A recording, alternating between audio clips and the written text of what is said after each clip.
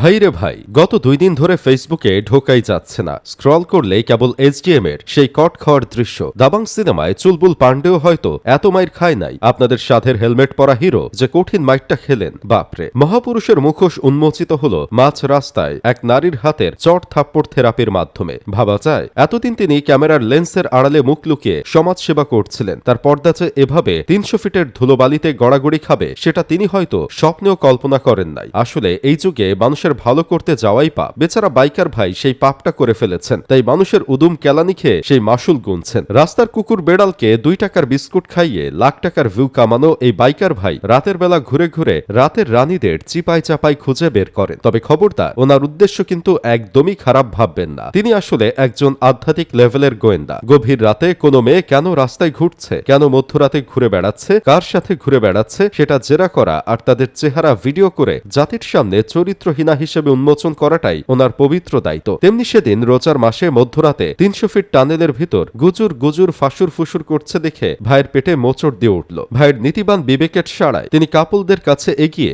নানা রকম প্রশ্ন করে ভিডিও করতে শুরু করলেন। মেয়েটার তথাকথিত বয়ফ্রেন্ড প্যাদানি খাওয়ার ভয়ে আগেই হাওয়া হয়ে গেল, কিন্তু আপুটি পড়ে গেল বিপাকে। আপনাদের ভাইয়ের তদন্তকারী মন আপুটাকে ছাড়ল না। এইসব রাতের রানীদের প্রকাশ্যে আনতে নানা রকম প্রশ্ন করে ভিডিও চালু রাখলেন। আপুটি বারবার ভিডিও না করার অনুরোধ করা সত্ত্বেও ভাই যেভাবে ক্যামেরা নিয়ে ওনার নাকের ডগায় ঢুকে যাচ্ছিলেন তাতে মনে হচ্ছিল ভিউয়ের নেশায় ওনার মগজটা বাইকের সাইলেন্সারের পাইপ দিয়ে বের হয়ে গেছে। কিন্তু কপালের লিখন তো আর খণ্ডানোর উপায় নেই। সেই আপুটা যখন চিল্লায় লোক জড়ো করে তখন আর ভাইয়ের সেই চিরাচরিত ভদ্রলোক ইমোজিওয়ালা ভাবটা থাকতো না। একদল জেনজি ছাপড়ি মিলে এই সমাজসেবক ছাপড়িকে যেভাবে রাস্তায় ধোলাই শুরু করলো তখন আর ভাইয়ের সেই বাইকিং গিয়ার বা দামি হেলমেট কোনো কাজে আসলো না। চড় থাপড় আর কিল ঘুষির যে রিমিক্সটা তার উপর চালানো হলো সেটা দেখে মনে হচ্ছিল তার সারা জীবনের ভিডিও বাণিজ্যর বোনাসটা পাবলিক একেবারে সুদে আসলে বুঝিয়ে দিচ্ছে। ভাই হয়তো ভেবেছিলেন অন্যকে বাঁশ দেওয়ার কারখানার তিনি একাই মালিক, কিন্তু নিজের জন্য যে আস্ত একটা বাঁশবাগান অপেক্ষা করছে সেটা তার ওই হেলমেট পরা মাথা আঁচ করতে পারেনি। অন্যের জন্য গর্ত খুঁড়তে গিয়ে ভাই নিজেই সেই গর্তে পড়ে গেছেন। ভাইয়ের অন্ধ ভক্তরা আবার এখন কান্নাকাটি করে দাবি করছে এটা নাকি পরিকল্পিত হামলা। 15-20 জন মিলে একজন নিরীহ মানুষের মাথা ফাটিয়ে দিয়েছে। ভাইরে, যে লোক ভিডিও করার নাম করে মেয়ের ইজ্জত নিয়ে